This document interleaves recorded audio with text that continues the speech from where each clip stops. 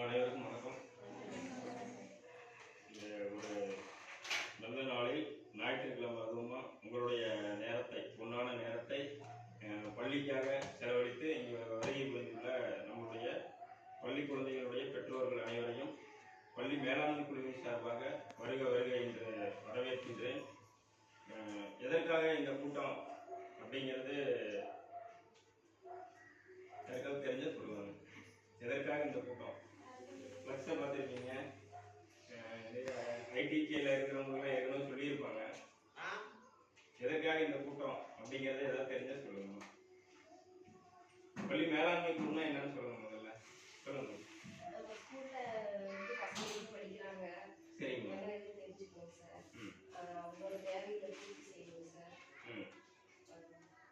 ஓகேம்மா, தேங்க்யூம்மா.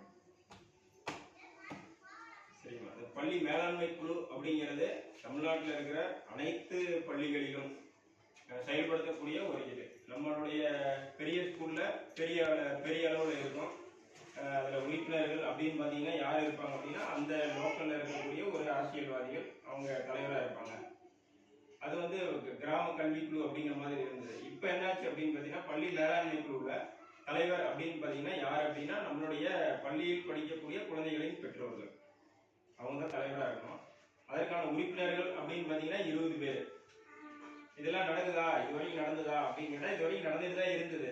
என்னன்னு கேட்டீங்கன்னா ரெக்கார்டு அளவில் மட்டும் இருந்தது.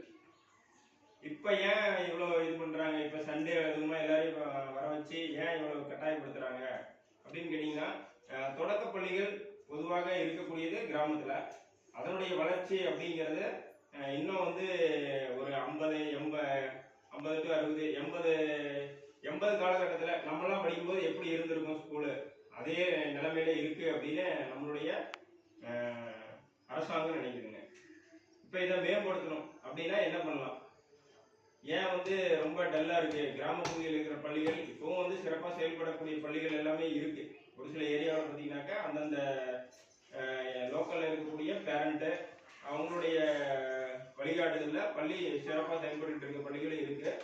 நம்மளுடைய பள்ளி சிறப்பாக செயல்படலையா அப்படின்னு கேட்காதீங்க, சிறப்பாக தான் செயல்பட்டு இருக்கு. அது உங்களுக்கே தெரியும்னு நினைக்கிறேன்.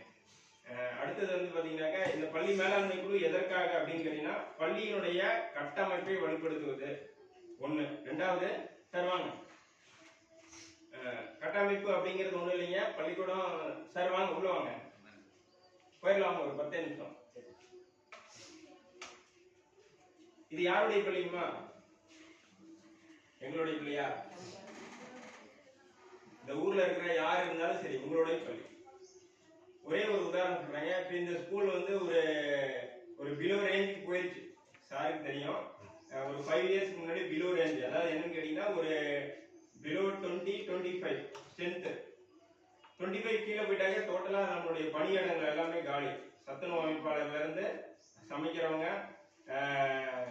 எல்லாமே காலி பணியிடம் தான்.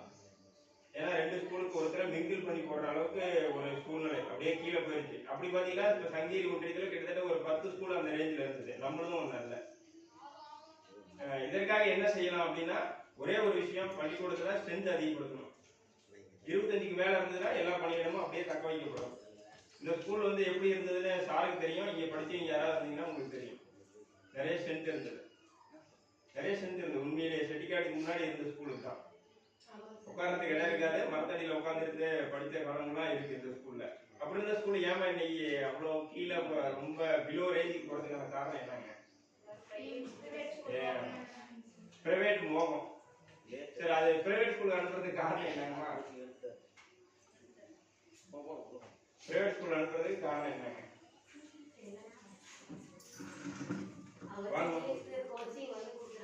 சரிங்கம்மா. நீட்டா போயிட்டு வந்துடுறாங்க. காலையில வேன் ஏற்றிட்டா காலையில சாயந்தரம் ஈவினிங் வரைக்கும் நமக்கு தொந்தரவு கிடையாது. ஓகேங்கம்மா. சரி வாங்க உட்காருங்க. வாங்க, ஒரு 5 நிமிஷம் போயிடலாம். உட்காருங்க, ஒன்றும் பிரச்சனை இல்லை. ஓகேம்மா. அதாவது அரசு பள்ளி, அதாவது நம்ம ஊர்லயே இருக்கக்கூடிய, அதாவது என்னைக்குமே உள்ளூர் கடவுளுக்கு வந்து மதிப்பு கிடையாதுங்க. முருகர் கோவில் வந்து நம்ம ஊர்லயே இருக்கலாம். ஆனா நம்மள வந்து பழனிக்கும் திருச்செந்தூருக்கும் போயிட்டு வந்தாதான் சிறப்பு அப்படின்னு சொல்றோம். அதே முருகர் கடவுள் தான் இங்கேயே இருக்காரு. அப்ப உள்ளூர் கடவுளுக்கு என்னைக்குமே மதிப்பு குறையுதான், அப்படிதானேம்மா? அதே போலதான் உள்ளூர்ல இருக்கிற பள்ளிக்கூடத்துக்கும் மதிப்பு குறையுதான் என்னைக்குமே. அடுத்த விஷயம் என்னன்னு கேட்டீங்கன்னா, இந்த கூட்டத்தினுடைய முக்கியமான நோக்கம் அப்படின்னு பாத்தீங்கன்னாக்க பள்ளியை பலப்படுத்துவது. அதுக்காக உங்ககிட்ட காசு பணம் கேட்க மாட்டோம் கண்டிப்பா, சரிங்களா? இதை வந்து இன்னும் கொஞ்சம் செம்மைப்படுத்தணும், இன்னும் கொஞ்சம் ஏதாவது ஒரு டெக்கரேட் பண்ணணும்.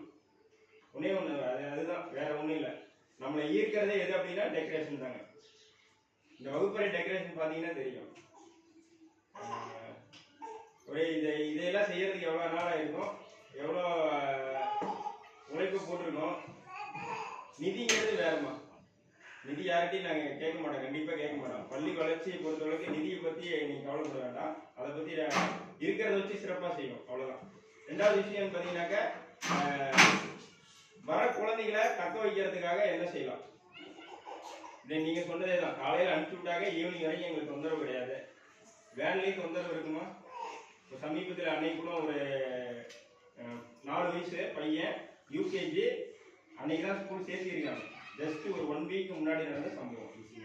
இதே பிரைவேட் ஸ்கூல் தான். வேனை விட்டு இறக்கி விட்டுருக்காங்க. இறக்கி விட்டு அந்த பையன் கிராஸ் பின்னாடி இது பண்ணி போயிருக்கான். பின்னாடி அவர் பார்க்காம ரிவேட் எடுத்துட்டாரு. 4 வயசு பையன் அன்னைக்கு தான் ஸ்கூல் சேர்த்திருக்காங்க. பையன் ஸ்பாட்லேயே அவரு நடந்த விஷயம் நம்ம தமிழ்நாட்டில் நடந்ததுதான், சரிங்களா? அதுக்காக குறை சொல்றதா சொல்ல வேண்டாம். கட்டமைப்பு பெருசா இருக்கு ஒண்ணு. ரெண்டாவது அங்க நிறைய ஆசிரியர்கள் இருக்காங்க. நம்ம பள்ளியில எத்தனை ஆசிரியர்கள் இருக்காங்க? என்னம்மா? இப்ப நான் ஒருத்தர் தான் இருக்கேன். இதுக்கு முன்னாடிமா 2 பேர் இருந்தோமா? நம்மளுடைய பள்ளியே ஈராசிரியர் பள்ளி. 60 குழந்தைகள் வரைக்கும் 2 பேர் தான். 60க்கு மேல போனாதான் 3 பேர், 90க்கு மேல போனா 4 பேர். இது ஆசிரியனுடைய பணியிடம். சரி, அரசாங்கம் ஏதோ ஒன்று செய்யுங்க, ரைட், ஓகேங்க. நம்மளுடைய இதுக்கு வருவாங்க. இப்ப பள்ளி ஓரளவுக்கு முன்ன இருந்ததை விட இப்போ ஏதோ ஒரு அட்ராக்ஷன் பண்ற அளவுக்கு ஏதாவது ஒன்று செஞ்சுட்டு இருக்கோம். செஞ்சிருக்குங்களா? கண் கூட பார்க்கக்கூடியதுதாங்க. அடுத்தது 2, இங்க உள்ள நடக்கிற எந்த விஷயமும் வெளியில போறதில்லை. அதே பிரைவேட் ஸ்கூல்ல ஒரு பையன் டாக்டர் ஆயிட்டான். அதாவது டாக்டர் ஆகல, டாக்டருக்கு செலக்ட் ஆயிட்டான், படிக்கிறதுக்காக செலக்ட் ஆயிட்டான். அப்படின்னா அவங்க என்ன செய்யறாங்கம்மா? பெரிய பேனரா வைக்கிறாங்க. அந்த ஸ்கூல்ல பாத்தீங்கன்னாக்க ஒரு பையன் 2 பையன் தான் செலக்ட் ஆயிருப்பான். இப்ப அந்த ஸ்கூல்ல 12வது அந்த ஒரு பையன் 2 பையன் தான் படிச்சிருப்பானம்மா. யோசிச்சு பாருங்க, நல்லா யோசிச்சு பாருங்க. அந்த ஒரு பையன் 2 பையன் தான் படிச்சிருப்பானா? கிட்டத்தட்ட ஒரு 50 பேராவது படிச்சிருப்பாங்க. 50 பேர்ல 2 பேர் தான் செலக்ட் ஆயிருக்காங்க, சரிங்களா? அப்ப அந்த 50 பேரும் ஒரே ஊருக்காரங்க நம்ம இருப்பாங்களாமா? இப்ப சப்போஸ் ஒரு எடப்பாடியில ஒரு ஸ்கூல் இருக்குன்னு வச்சுங்களேன். அந்த எடப்பாடியில ஒரு பையன் செலக்ட் ஆகிறான். 50 ஸ்டூடெண்ட் படிக்கிறாங்க. அந்த 50 ஸ்டூடெண்ட்டும் அந்த ஸ்கூல் பக்கத்துல இருந்தே போறாங்களா? இல்ல, ஏதாவது ஒரு இடத்துல அந்த டோட்டல் சரௌண்டிங்ல எங்க இருந்து, சங்ககிரியில இருந்து கூட வராங்க. அப்படி இருக்கும்போது அந்த 50 மாணவர்களும் 50 வித மாணவர்கள், சரிங்களா? அப்ப நாம எதிர்பார்க்கறது என்னன்னா, என்ன நம்ம பையனும் டாக்டர் ஆகணும் அப்படின்னு எதிர்பார்க்கணும். ஒரே ஒரு விஷயம் கேட்டீங்க, 50ல ஏதாவது ஒண்ணுதான் செலக்ட் ஆகுது. அது எவ்வளவு பெரிய பரந்த ஏரியா. அதுவே இது பரந்த ஏரியா கிடையாது. நமக்கு வரதே இந்த ஒரு 25 வீடுகள் இருந்துதான், சரிங்களா? அம்மா வாங்க பாருங்க.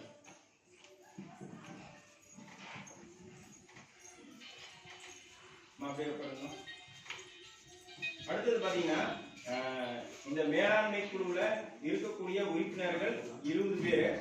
7 பேர் பாத்தீங்கன்னாக்க பேரண்ட், அந்த பள்ளியினுடைய குழந்தைகள், அவங்களுடைய அப்பாவோ அம்மாவோ.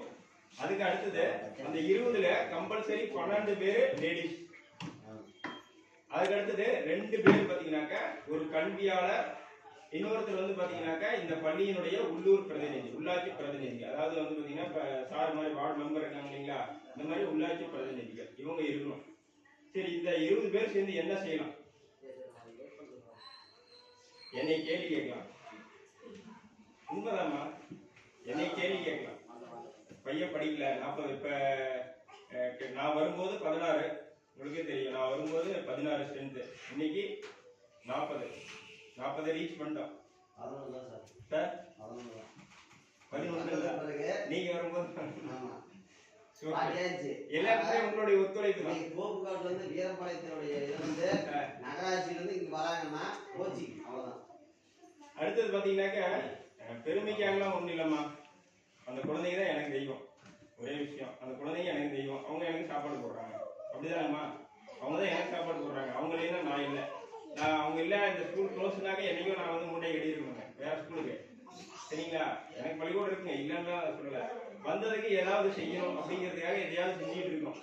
திருப்தியோ திருப்தி இல்லையோ நான் வந்துட்டேன். அதற்காக வந்து இந்த ஸ்கூலுக்கு குழந்தைகளுக்காக ஏதாவது செய்யணும். இந்த பள்ளி மேலாண்மை குழு மூலியமா என்ன செய்யலாம்? ஒரே ஒரு விஷயம், பள்ளி கட்டமைப்பை வலுப்படுத்தியாச்சு. ஓகே, அடுத்தது என்ன செய்யலாங்க? உங்களை எல்லாம் நான் கவனம் இங்கே ஈர்க்கணும். உங்க பிள்ளைங்களை இங்கேயே படிக்க வைக்கணும். நீங்க மட்டும் இல்லாம இந்த பக்கத்துல இருக்கிறவங்களும் இங்க நான் கொண்டு வரணும். அதுக்கு என்ன செய்யலாங்க? ஓகே சார், ஓகேங்க, ஓகே ஓகேங்க. முகில அந்த வீடியோ கட் பண்ணிட்டு போட்டோ ரெண்டு